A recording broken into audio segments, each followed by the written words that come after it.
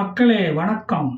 ஒரு இஸ்லாமிய நாடு என்றால் அங்கு ஒரு தீவிரவாத குழுவோ ஒரு பயங்கரவாத குழுவோ இருக்க வேண்டும். இல்லைன்னா நாங்கள் அதை இஸ்லாமிய நாடாக ஏற்றுக்கொள்ளவே மாட்டோம் அப்படின்னு ஐநா சபையின் நைனா சொன்னாரா உங்ககிட்ட? அப்போ ஏன்டா ஊருக்கு ஊர் துப்பாக்கியை வச்சுக்கிட்டு தெரியுறீங்க? எந்த நாடை எடுத்தாலும் ஹமாஸு டமாஸு ஹிஸ்புல்லா ஹர்புல்லா கூத்தி மூத்தின்னு சங்கம் வச்சுக்கிட்டு ஏவுகணையை தொடச்சிக்கிட்டு இருக்கானுங்க. ஹூத்திஸ்ன்னு சில பேர்களை சத்தமா உச்சரிக்கவே எங்களுக்கு நாக்கு கூசுதுயா. இப்ப சமீபத்துல கூத்திஸ் அப்படின்னு ஒரு தீவிரவாத குழு கண்டெய்னர் ஷிப்புகளை துரத்திக்கிட்டு அலைகிறானுங்க. ஒருவேளை திமுக ரத்தம் அவனுங்க உடம்புல ஓடுதோ என்னவோ, அவனுங்க தான் இவிஎம் மிஷின்ல ஹேக் பண்ண வந்துட்டானுங்க அப்படின்னு கண்டெய்னர் லாரிகளை துரத்திக்கிட்டு போனவனுங்க நம்மளை சிரிப்பு காட்டுறதுக்குன்னே ஓட்டு என்ற இடத்துக்கு வருவானுங்க போல இருக்கு. ஹூத்தி, உனக்கு ஒன்று சொல்லிக்கிறேன். பக்கத்தில் இருக்கிற இஸ்ரேலை அடிக்க திராணியும் தெம்பும் தைரியமும் உனக்கு இல்லை. இதில் வேற நீ கண்டம் விட்டு கண்டம் தாவி அமெரிக்காவை போய் தாக்கிடுவியாக்கும். பீலா விட்டுக்கிட்டு ஊரை ஏமாற்றிக்கிட்டு அலையாத. அமெரிக்கா ஒன்று அடிக்கும்போது ஏன் பொத்திக்கிட்டு இருந்த? திருப்பி அடிக்க வேண்டியது தானே. உனக்கு தண்டத்துக்கு தீனி போட்டு உன்னை வளர்க்குறான் இந்த ஈர வெங்காயம் ஈரான். அவனை சொல்லணும் தருதலை பயலுக. பெட்ரோல் வித்த காசுல என்னென்ன அழிவு காரியங்களை பண்ண முடியுமோ அத்தனையும் ஒன்றை வச்சு அவன் பண்ணிக்கிட்டு இருக்கான். நீயும் கூலிக்கு மாரடிச்சுக்கிட்டு இருக்க. உங்களுக்கெல்லாம் என்னைக்கு தான் சொந்தமா சிந்திக்கிற புத்தி வருமோ தெரியலையே.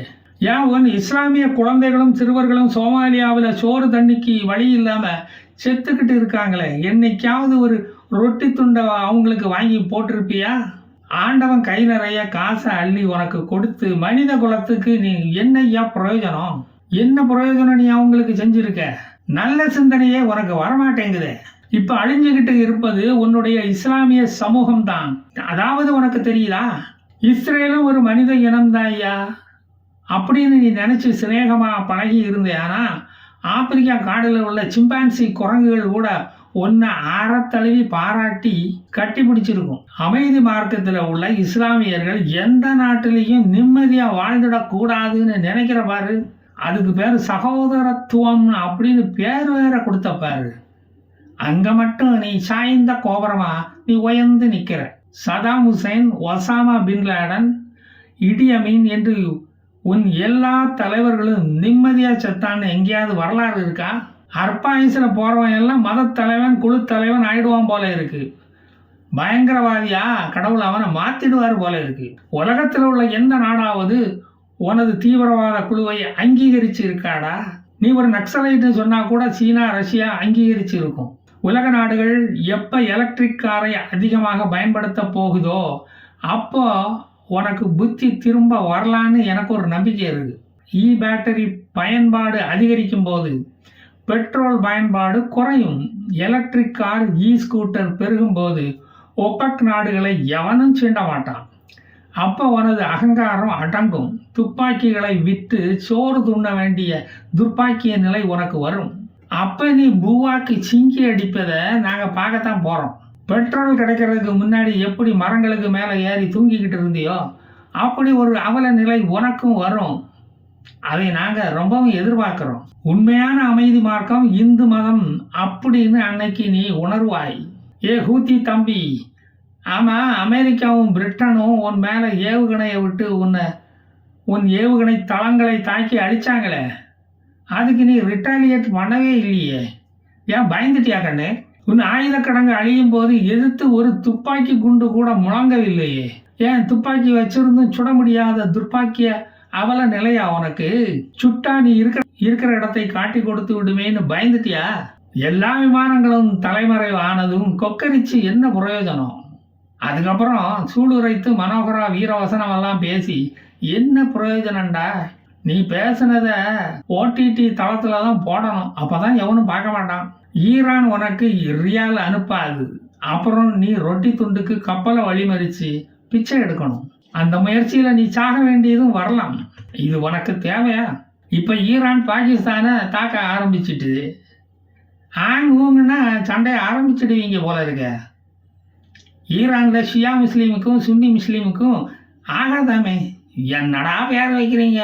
தமிழ்நாட்டில் உன் பேரை உச்சரிக்கவே பேஜாராக்கியது. ஒரு குரூப் இன்னொரு குரூப்பை கொன்று அழிக்கிறதுக்கு பேர் தான் சகோதரத்துவமா? நல்ல வச்சாண்டா பேரு. அமெரிக்க பிரிட்டிஷ் படைகள் உங்கள் ஆயுத கிடங்கை அழித்து விட்டதால் பக்கத்து வீட்டில் போய் ஒரு கரண்டி சக்கரை கொடுங்கோ அப்படின்னு கேட்குற மாதிரி ஒரு AK-47 இருந்தால் கொடுங்கோ அப்படின்னு கடன் வாங்கிட்டு வந்து எங்களை சுட போறியா? 2 மில்லியன் பாலஸ்தீனர்களை பிச்சைக்காரர்கள் ஆக்கிய பெருமை ஹமாஸைத்தான் சேரும். அதே போல ஏமானிகளையும் ஏமாளிகளாக பிச்சைக்காரர்களாகவும் ஆக்கி அழகு பார்க்க வேண்டாமா? ஏமனிகளை தெருவில் நிறுத்தத்தான் இந்த கூதிகள் வேலை பார்க்கின்றன. இஸ்ரேலியர்கள் தான் புல்லட் ப்ரூஃப் ஆடையை கண்டுபிடித்தவர்கள் தெரியுமா? அதை ஏன் கண்டுபிடித்தார்கள் என்றால் உன்னிடம் இருந்து இஸ்ரேலியர்கள் தப்பிப்பதற்காகத்தான். பைத்தியக்காரன் படார்னு சுற்றுவானே, அதனால தான். நாங்கள் குக்கரை கண்டுபிடிச்சா அதுலேயும் குண்டு வைக்கிற, டிஃபன் பாக்ஸை கண்டா லவ் டிக்கெட்டு போயிடுற, உன் அலப்பறம் தாங்க முடியல இந்தியாவில். இப்போ அரபு நாடுகள் சண்டையை தொடங்கி விட்டது. அடிக்கடி இப்படி சண்டை நடந்தால் தானே ஆயுத வியாபாரம் கன ஜோராக நடக்கும். ஏற்கனவே ஹமாஸுக்கும் இஸ்ரேலுக்கும் லெபனானுக்கும் ஈரானுக்கும் ஏமனுக்கும் சண்டை மும்முரமாக நடந்துக்கிட்டு இருக்கு. இன்னொரு பக்கம் உக்ரைனும் ரஷ்யாவும் சண்டையை போட்டுக்கிட்டு இருக்காங்க. சீனா தைவான் சண்டையை எப்போ ஆரம்பிப்பாங்கன்னு அங்கே உள்ளவங்களுக்கெல்லாம் திகிலாக இருக்கு. இதுக்கிடையில புதுசாக பாகிஸ்தான் ஈரான் யுத்தம் தொடங்கிடுச்சு. செங்கடல்னு பேர் வச்சாலும் வச்சிங்க, இனி அது குருதி செங்கடலாக தான் மாறப்போகுது. அது மட்டும் நிச்சயம். எனக்கு ஒரு டவுட்டு, ஜியா முஸ்லீமுக்கு கடவுள் யாரு? சன்னி முஸ்லீமுக்கு கடவுள் யாரு?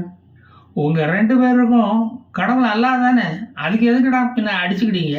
கடவுள் அல்லாதான்னா எதுக்குடா அடிச்சுக்கிறீங்க? உங்கள் மதத்தில் சேர்ந்துட்டா ஒன்று பயங்கரவாதியாக இருக்கணும், இல்லை தீவிரவாதியாக இருக்கணும். மனுஷனை சாவடிக்கிறதுக்குன்னே மதத்தில் தீவிரவாதிகளை சேர்த்துக்கிறீங்களா? சாவறதுக்குன்னே மக்களை பெற்று மக்கள் தொகையை அதிகரிக்கிற ஒரு இனத்தை இப்போ தான் நான் பார்க்குறேன். ஈரான் பாகிஸ்தானை மட்டுமல்ல, சிரியா ஈராக் போன்ற நாடுகளையும் தாக்க ஆரம்பித்திருக்கிறது. அது சொல்லும் காரணம், நாங்கள் மக்களையெல்லாம் தாக்கவே இல்லை, தீவிரவாத குழுக்களை தான் தாக்குறோம். அப்போ ஏன்டா இஸ்ரேல் அந்த மாதிரி தானே தீவிரவாத குழு ஹமாஸை தாக்க ஆரம்பித்தது? அது ஒரு இனப்படுகொலை என்று நீட்டி முழங்குனிய, உலக நாடுகளில் ஊர்வலம் போய் கோஷம் போட்டிய. இஸ்ரேலுக்கு வந்தால் மட்டும் தக்காளி சட்னியா? இதனால் ஈரான் உலக நாடுகளுக்கு என்ன தெரிவிக்க விரும்புகிறது என்றால், அது எந்த நாடாக இருந்தாலும் உள்ள பூந்து தாக்குவோம் என்பதாகும். இந்த தாக்குதல் இஸ்ரேலுக்கு விடப்பட்ட ஒரு எச்சரிக்கை மணியாகும். இஸ்ரேலும் அதையே தான் திருப்பி சொல்லுகிறது. எங்கள் இறையாண்மைக்கு பங்கம் விளைவித்தால் உங்கள் இறைவனை கும்பிட நீங்கள் இருக்க மாட்டீர்கள். அது புரிந்தால் உங்களுக்கும் நல்லது. பாகிஸ்தானில் எலெக்ஷன் நடைபெற போகிறது. அதனால் இம்ரான்கான் ஓட்டை அல்ல, பாகிஸ்தான் ஆபத்தில் இருப்பது போல காட்டுவதற்காக இந்த ஏவுகணை தாக்குதலை நடத்தி இருக்கிறார். ஒரு ஹீரோயிக் ஆக்ஷனை காட்டி ஓட்டுக்களை அல்ல அவர் செய்யும் தந்திரம் இது. இந்த ஏவுகணை தாக்குதல் நாடு மிகப்பெரிய ஆபத்தில் இருப்பது போன்ற தோற்றத்தை ஏற்படுத்துவார்கள். ஏற்கனவே ஆபத்தில் தான்ப்பா இருக்கீங்க, எக்கானமி டவுன்ல போய்கிட்டு இருக்கு. அந்த ஆபத்தே உன்னுடைய சிந்தனையால் வந்தது தான்டா.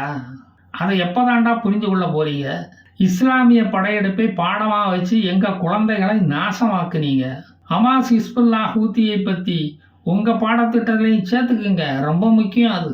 ஈரான் பலூச்சிஸ்தானை தாக்கியதற்கு காரணம் அங்குள்ள தீவிரவாதிகள் ஈரானுக்குள் போதைப் பொருளை கடத்தி கொண்டு வருகிறார்கள் என்பதால் தான். கிராஸ் பார்டர் கொக்கைன் கடத்தல் அதுதான் டெரரிசத்தை வளர்க்கிறது. அது ஒரு லாபகரமான தொழிலாக இருக்கலாம். அது பாகிஸ்தான் பயங்கரவாதிகளுக்கு மட்டுமல்ல, எல்லா தீவிரவாதிகளுக்கும் பயங்கரவாதிகளுக்கும் தெரியும். அது இஸ்லாமிய நாடுகளை மட்டுமல்ல, இந்த உலகத்தையே அச்சுறுத்தி கொண்டு இருக்கிறது. போதைப் பொருள் உபயோகிப்பதற்கு அல்லாஹ் நோ அப்ஜெக்ஷன் சர்டிஃபிகேட் கொடுத்துட்டாரா? துப்பாக்கி முனையில் கற்பழிச்சா கண்ணில் ரிப்பனை கட்டிக்கிடுவாரா? எங்கிருந்துடா நீங்கள்லாம் வாரீங்க? உங்களுக்கு பாடம் நடத்தத்தான் இஸ்ரேல் மாமா வர்றான். பாஸ் பண்ணுற வழியை பாரு, நான் அப்புறம் வந்து மீதியை சொல்லித்தாரேன். வரட்டா? ஜெய் ஹிந்த்.